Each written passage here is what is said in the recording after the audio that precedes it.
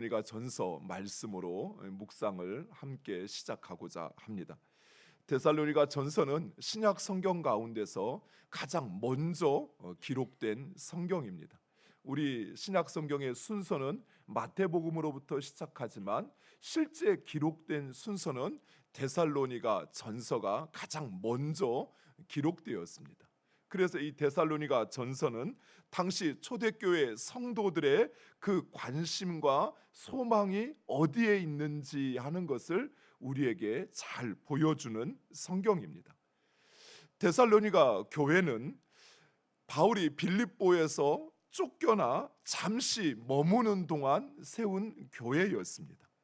특별히 바울이 빌립보에서 경험하였던 그 하나님의 놀라운 역사, 귀신 들린 소녀를 온전케 하고 옥문이 열리는 이 놀라운 역사와 함께 복음을 전하였기에 이 데살로니가 교회는 아주 짧은 기간에도 불구하고 경건한 헬라인들과 많은 귀부인들이 회심하여 교회를 시작하게 되었던 것입니다.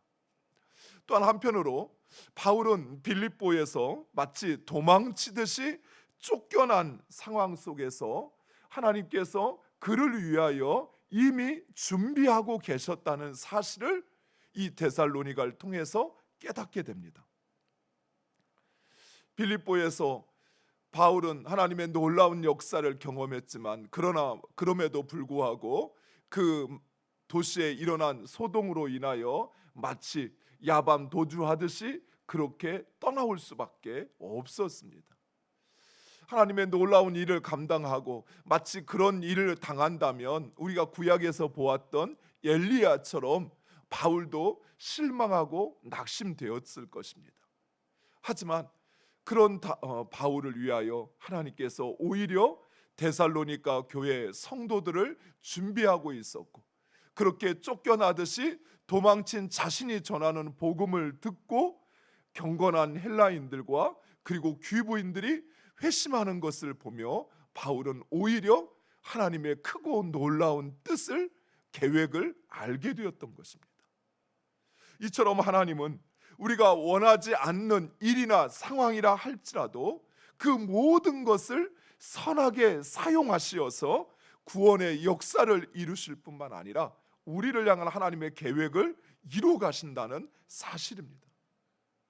따라서 사랑하는 성도 여러분, 여러분이 어떤 상황과 어떤 처지에 놓이든 결코 실망하거나 좌절하지 마시기 바랍니다. 우리의 삶은 세상이 아닌 하나님의 손에 달려 있습니다. 또한 하나님은 우리의 인생을 선하신 뜻 가운데 주장하고 있습니다. 사람들에게 내가 어떤 취급을 받든 또는 내 경제적인 상황이 얼마나 더 깊은 수렁에 빠진들 사람에 의해서 주장되어지는 것이 아니라 우리의 삶은 하나님께서 그 주권을 가지고 또 선하신 뜻 가운데 인도하심을 믿으시기 바랍니다. 바울은 데살로니가에서도 유대인들의 그 고소로 인해서 얼마 동안 머물지 못하고 다급하게 떠나게 됩니다. 그래서 바울은 이 데살로니가를 떠나 베레아에 도착하자마자 급히 디모데를 데살로니가에 보내게 됩니다. 걱정되었던 것이죠. 그들의 신앙도 제대로 잡아주지 못하고 떠나왔는데 과연 그들이 제대로 된 신앙생활을 하고 있는지 우려되었던 것입니다. 그런데 그 데살로니가 상황을 보고 듣고 와서 전해주는 이 디모데의 보고를 받고 바울은 긴급하게 데살로니가에 편지를 쓰게 됩니다. 그런데 그 편지는 이제 우리가 읽게 되는 말씀에서 보겠지만 두 가지를 같이 가지고 있습니다. 첫 번째는 데살로니가 교회로 인한 감사였습니다. 오늘은 서론에서 이 데살로니가 교회에 대한 그 감사를 살펴보려고 합니다. 먼저 바울은 데살로니가 교회의 믿음의 역사에 대하여 감사하고 있습니다. 이 믿음의 역사란 단지 입술로만 말로만 하는 믿음이 아니라 삶 속에서 행함으로 나타나는 신앙을 가리킵니다. 실제로 많은 사람들이 믿음을 입술로만, 마음으로만 고백할 뿐 삶으로 살아내지 못합니다. 그러나 데살로니가 교회 성도들은 평상시 상황이 아니라 오히려 박해받는 상황 가운데서도 우상으로부터 돌이켜 하나님을 섬기는 구체적이고 실제적인 믿음을 가지고 있었던 것입니다. 바울이 데살로니가에서 쫓겨난 이유는 유대인들이 자신들도 여호와 하나님을 섬기면서도 그리스도인들, 바울이 전하는 저 복음을 듣는 사람들은 황제가 아닌 예수 그리스도를 섬긴다라는 명목으로 바울을 고소했던 것입니다. 따라서 이 바울이 전한 복음을 들었던 성도들 역시 예수 그리스도를 믿는 그 믿음으로 인하여 박해를 당하고 있었던 것입니다. 그런데 그런 상황 속에서도 그들은 그 믿음을 포기하지 않고 오히려 믿음대로 살았다는 것이, 마음으로만 믿은 것이 아니라 자신이 마음으로 믿는 그 믿음을 입술로도 삶으로도 살아내고 있었다는 것입니다. 우리나라로 비유하면 어쩌면 일제시대에 기독교를 핍박했던 일제의 그 탄압 속에서도 교회 문을 닫고 기독교 학교를 열지 못하게 하는 그런 상황 속에서도 그 믿음을 가지고 복음을 전하고 교회를 시작하는 일을 했다라는 것입니다. 데살로니가 교회 성도들의 그 믿음이 어떠한지를 보여주고 있습니다.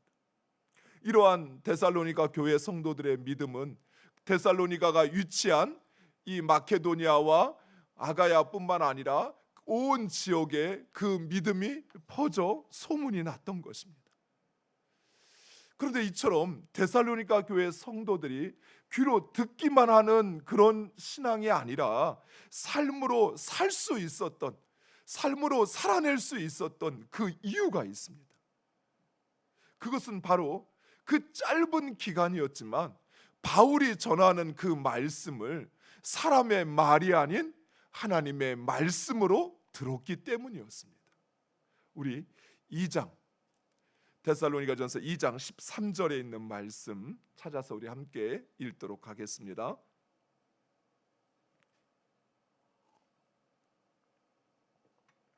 데살로니가전서 2장 13절 우리 찾았으면 같이 함께 읽겠습니다. 2장 13절. 이러므로 우리가 하나님께 끊임없이 감사함은 너희가 우리에게 들은 바 하나님의 말씀을 받을 때 사람의 말로 받지 아니하고 하나님의 말씀으로 받음이니 진실로 그러하도다. 이 말씀이 또한 너희 믿는 자 가운데서 역사하느니라. 아멘. 그렇습니다. 사랑하는 성도 여러분, 나의 삶에 믿음의 역사가 나타나기를 원한다면 말씀을 들을 때에 이 말씀이 좋은 말씀, 그래 맞아, 이렇게 듣는 것이 아니라 나를 위한, 나에게 주신 하나님의 말씀으로 들을 때 그 말씀이 우리의 삶에 역사한다는 사실이에요. 나로 살게 한다는 사실이에요. 근데 말씀을 들을 때 우리는 그저 좋아, 맞아, 그래. 마치 시장에서 물건을 구경하며 가는데 저거 상인이 막 선전을 해요. 뭐 이거 사세요. 이거 너무 좋은 겁니다. 이거 여러분의 너무 필요합니다. 피부에 좋고 건강에도 좋고 막 선전을 해요. 그러면 그래 그런갑네 이렇게 지나가는 것처럼 그렇게 말씀을 듣는 것이 아니라 이 말씀을 들을 때 하나님이 나를 위해서 준비하셨고 지금 나에게 이 말씀을 주셔서 일하시기를 원하시는 말씀으로 받을 때, 그럴 때 그 말씀이 나의 생각을 바꾸고 나의 삶을 변화시키는 것입니다. 그냥 성경에 있는 이야기를 들려주는 것이 아니라 하나님의 말씀은 살아 역사하는 힘이 있고 능력 있는 말씀을 나에게 주어지는 것이에요. 내가 그 하나님 말씀을 들을 때, 사람의 말이 아닌 하나님의 말씀으로 들을 때 그 말씀은 우리의 삶에 역사하는 것입니다. 여러분의 삶에 그 믿음의 역사가 일어나기를 소망한다면 하나님의 말씀을 듣고 그 말씀에 순종하는 여러분 되시기를 축원드립니다. 성경에 보면 어부지리로 축복을 받은 사람이 있습니다. 대표적인 사람인데요, 다윗이 하나님의 언약궤를 옮기다가 그만 웃사가 죽자 그 언약궤를 오베데돔의 집에 보내버립니다. 오베데돔은 얼떨결에 자기가 계획을 한 것도 아닌데, 자기가 그것을 준비한 것도 아닌데 얼떨결에 여호와의 언약궤를 맡게 됩니다. 그런데 이 여호와의 언약궤가 오베데돔의 집에 머무는 석 달 동안 오베데돔의 집이 하나님이 내리시는 복을 받게 되는데, 그 집이 복을 받는 것에서 끝나는 것이 아니라 오베데돔의 자식 62의 자녀가 다윗성의 문지기가 되어지는 놀라운 축복을 받게 됩니다. 문지기 하니까 우리가 별 볼 일 없는 것처럼 생각하지만 그렇지 않습니다. 문지기는 거의 경호대장 이런 역할을 맡는 것입니다. 그런 일을 오베데돔의 그 집과 그 자손들에게 축복이 임한 것이, 얼떨결에 여호와의 언약궤를 맡았지만 그가 순종할 때 하나님께서 그와 그의 집을 축복하신 것입니다. 얼떨결에 말씀을 받을 때 그 말씀을 내게 주신 것으로 받았더니 오히려 하나님께서 그것을 통하여 나를 축복하시고 내 자손을 축복하신다는 거예요. 여러분 얼마나 놀랐습니까? 나에게 준 것도 아니고 다윗에게 갈 것인데, 다윗이 잘못해서 어떻게 할지 몰라서 어떨 수 없어서 받은 것일 뿐인데, 잠시 언약궤를 맡았을 뿐인데 오히려 그것으로 인하여 오베데돔의 집이 복을 받는 것입니다. 저 사람에게 주신 말씀인데 저 사람이 받지 못해서 내가 받으면 내가 복을 받는다는 거예요. 사랑하는 성도들, 하나님 말씀을 받을 때 그것이 진정 살아계신 하나님의 말씀으로 받으면 그 말씀이 여러분의 삶에 역사합니다. 바울이 데살로니가 교회에게 주신 말씀이지만 이 말씀을 나에게 주신 말씀으로 받는다면 이 말씀이 여러분의 삶에 역사하는 것입니다. 두 번째, 바울이 감사하는 것은 데살로니가 교회에 있는 사랑의 수고입니다. 이 사랑의 수고라는 말도 말로만 하는 사랑이 아닌 노력과 수고를 동반한 사랑을 말합니다. 구체적으로 데살로니가 교회 성도들이 행한 사랑의 수고는 두 가지였습니다. 첫 번째는 예수 그리스도에 대한 사랑으로 복음을 전하는 것이었습니다. 이 복음을 전하는 일은 사랑의 수고를 감내하는 결단과 헌신이 없으면 가능한 일이 아니라는 것이. 물론 전도지 한두 장 나눠주는 거 할 수 있습니다.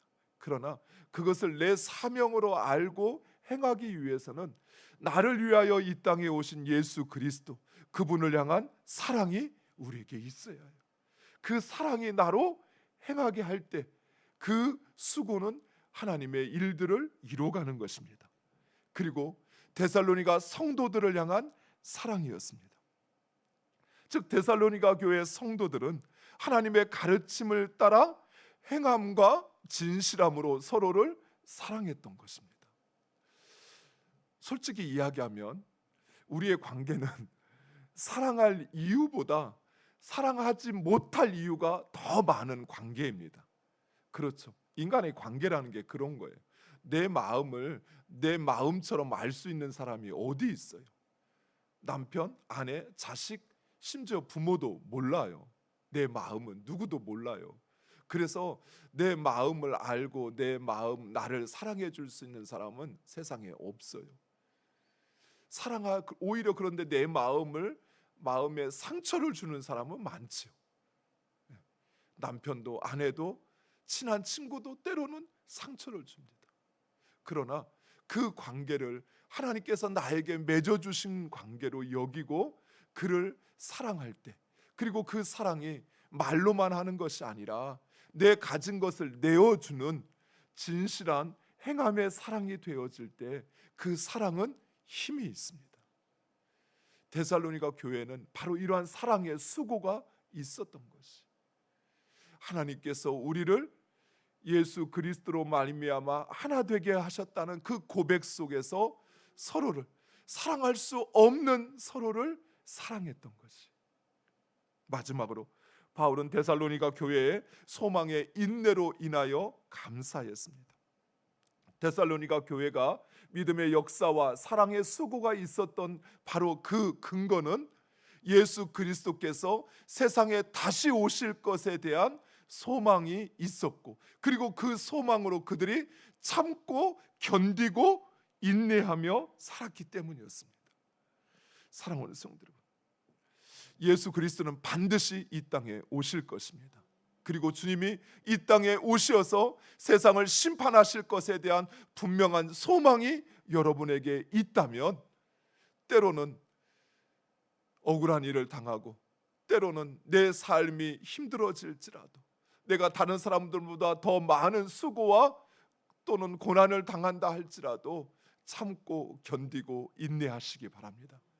주님이 이 땅에 오시면 여러분의 그 아픔, 여러분의 상처, 여러분의 수고, 여러분의 인내, 그 모든 것을 다 기억하시고 만인들에게 알게 하실 것입니다. 뿐만 아니라 여러분을 높이셔서 존경받고 영광받는 자리에 세우실 것입니다. 이 소망을 가지고 우리의 삶을 참고 견디고 인내하며 승리하는 여러분 되시기를 축원드립니다. 기도하겠습니다.